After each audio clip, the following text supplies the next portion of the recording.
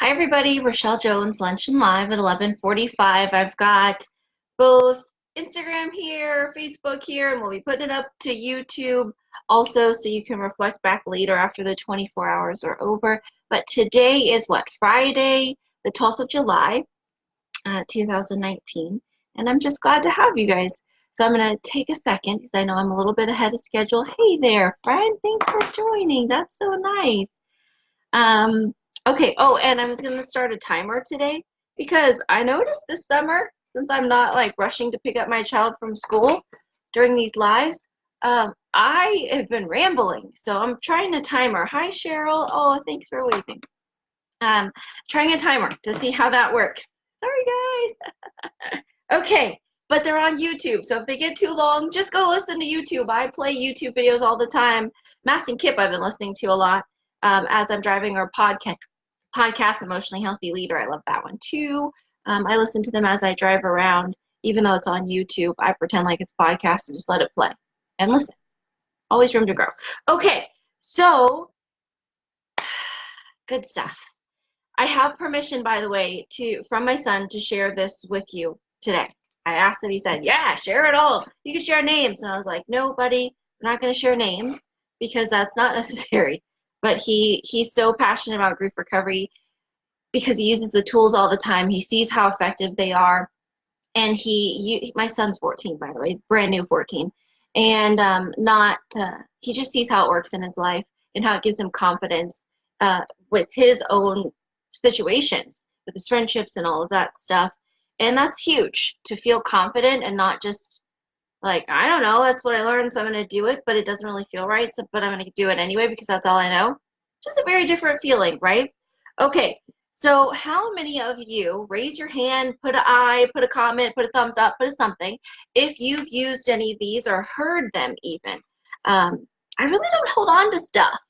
I mean, I like to forgive and forget, or I just move on, or I've forgiven that person. Have you ever said any of those things? I mean, I know I certainly did. Forgive and forget. And that one's so funny, right? We're going to talk about these a little bit more. So the backstory here is my son has a wonderful little friend whom I just love them together. They're really fun. They're really great together. And they've been spending a lot of time together recently. And they hit a wall. I knew they were tired. There was like a lot of stuff, but anyway, they hit a wall. They had a little disagreement that wasn't going well, and it started in the morning, and they had some time together in the afternoon, and then I didn't realize until it was happening, but it really was continuing throughout the day, and went on. You and you, yeah. Um, so it went on, and later in the day, I'd taken them swimming, I'd done all kinds of stuff, and oh my gosh, it's back, and it's kind of intense, and I had no idea. So the one person, the friend, is saying, you, he really holds on to stuff, and he doesn't let stuff go. He's saying that about my son. He doesn't let stuff go, and he holds on to stuff. And so here's the thing. When we run into a wall, when something happens, when we have a disagreement, an argument, something hurts us, our boss says something mean, a friend says something mean, just something painful happens, maybe someone's hurt, hospitalized, dies, uh, maybe we failed an exam, maybe we crashed our car, we ran out of money, the bank account's low, like we have things that hurt us, right? Those are going to be walls for this moment. It's like slows us down in our tracks. Hey, that didn't feel good. It's bringing our attention, right? It's bringing our attention and our awareness to a situation that doesn't feel great as it should, because we need to be aware of things.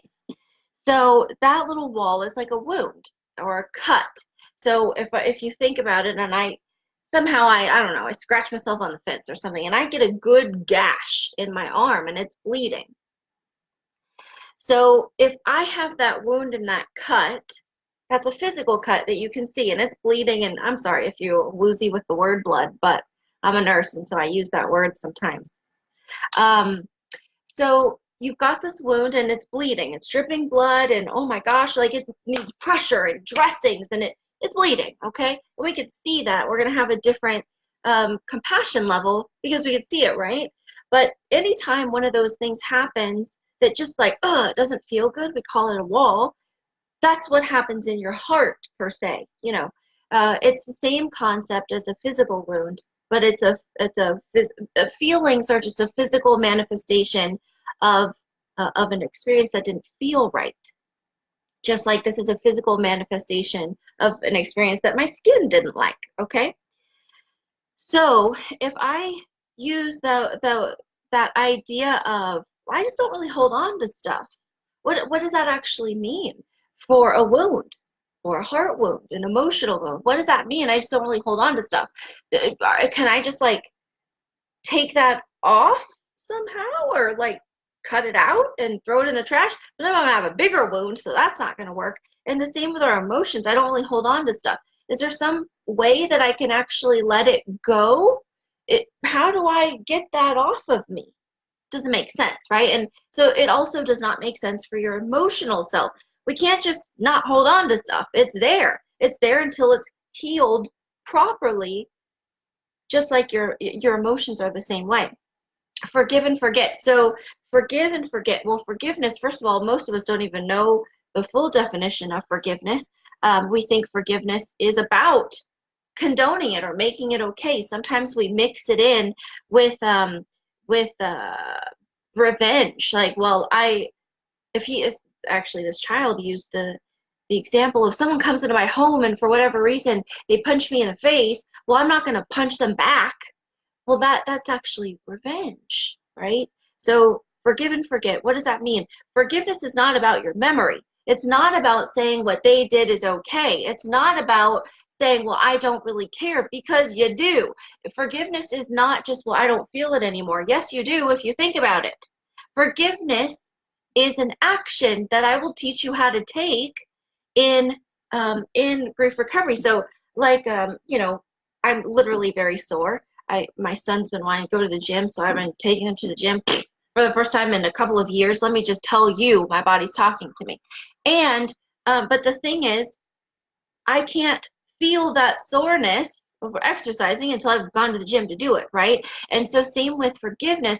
Maybe we don't concentrate on the feeling, hey brother, maybe don't concentrate on the fact that this person has wronged us in some way, but unless we take any actions to actually remove the pain, remove whatever is stuck, we haven't really forgiven. We haven't taken the actions of forgiveness. We've just like maybe gotten busy, maybe moved through time, and so we don't think about it as much, but it's still there even if you don't think about it as much until you've taken the proper actions to heal the wound that was caused by another person.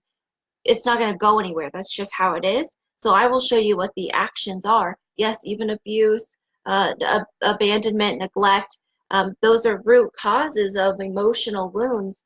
And so I'm going to show you how to find them and then how to remove the parts that are hurting you. But you are going to still have the memory. There's no such thing as forgive and forget. It's a myth. It's a misinformation.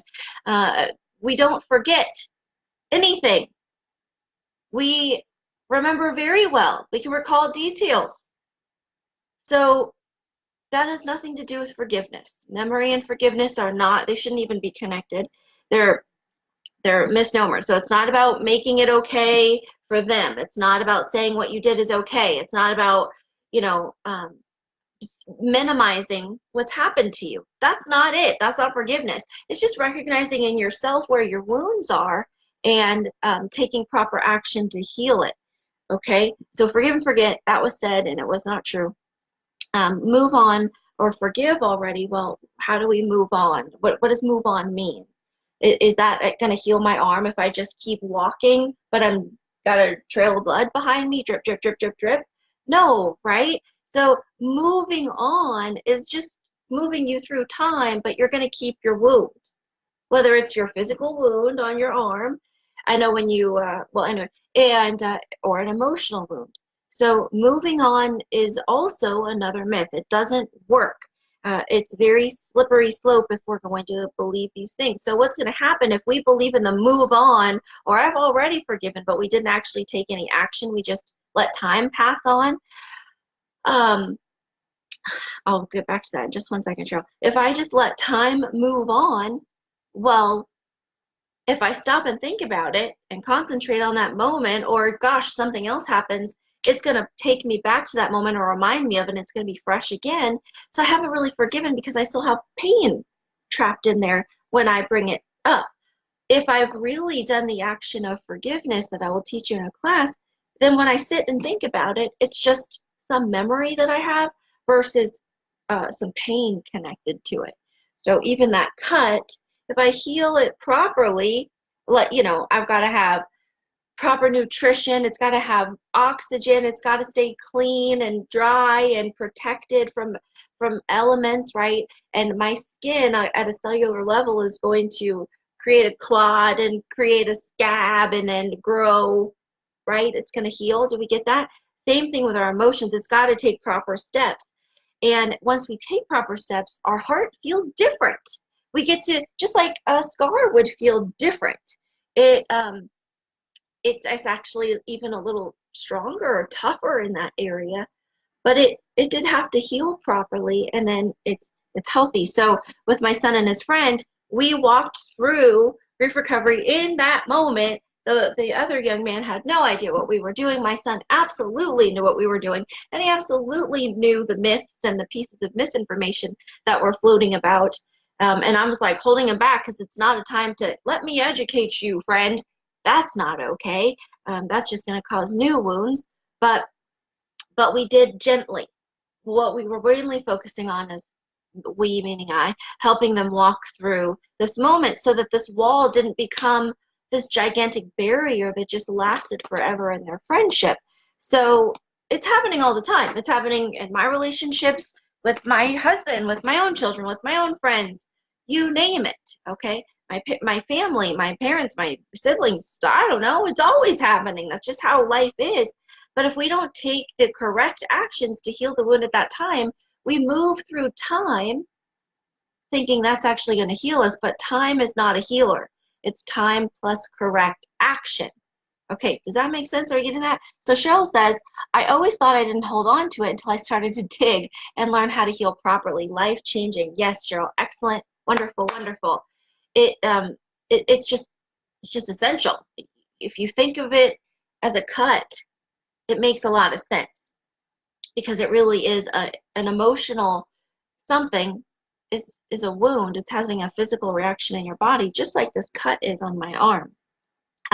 So we want to recognize these walls that come up, and we want to heal them properly so they settle back down versus letting all these different walls be there. We've all heard that before, right? Oh, she's got a wall up. I can't penetrate her wall, or that person's got a wall up and I can't seem to connect with them or whatever. Sure, I'm sure they do have a bunch of walls built up because they probably didn't know what to do to move through it correctly. So it stayed there, and then they just kept moving through time and adding new walls, and whoo, we can really get buried in. So if you are waiting for time to heal all your wounds, stop and think about a wound. Does it actually feel better? Maybe it feels a little different because time will do that. It'll help it feel a little different. But does it feel better? Time is not a healer. It's time plus correct action. And then we think, oh, we're so strong because we've made it through year after year of, just carrying our wounds with us, thinking that that's the healer. Then we think, oh, we're so strong. You just got to be strong and move through this. Well, strength doesn't have anything to do with wounds, does it? Strength is about muscles, physical, I don't know, like lifting, not healing wounds. Strength is not an ingredient necessary. Maybe resilience, but like that skin where the scar forms, the scar is going to be a little bit more resilient to future cuts, but that's because it took the time to heal properly. So your emotions need to be able to heal properly. We've got to go, hey there, Maddie, nice to have you, way down into the roots of what's causing your emotional wounds so that we can really heal them. Yesterday while I was working on this with my son, a little girl at the pool, we live in a townhome, so we have a community pool, right? And this little girl, I would call her 4 or 5 or very, very small petite 6. She gets stung by a bee right here. Got her hair up so it kind of gets stuck in her hair. She gets stung by a bee. This big group that she's with she got stung by a bee, and she's crying obviously because she just got stung by a bee, and she's a little girl. And one of the people in the group, you're fine, you're okay, you're okay. Because they didn't want her to cry. They didn't want her to have a reaction to the fact that she was just stung. They didn't want her to have a reaction to the fact that, you know, she had just experienced a physical wound. No, you're okay, you're okay. Calm down, calm down. Why? That's all. I had to pause helping my son and his friend so I could say to my son, why is she's not okay? She has a stinger in her head. I just had the stinger in the head because I could hear somebody saying, how do we get stingers out? How can we get stingers out? So they're all working on this.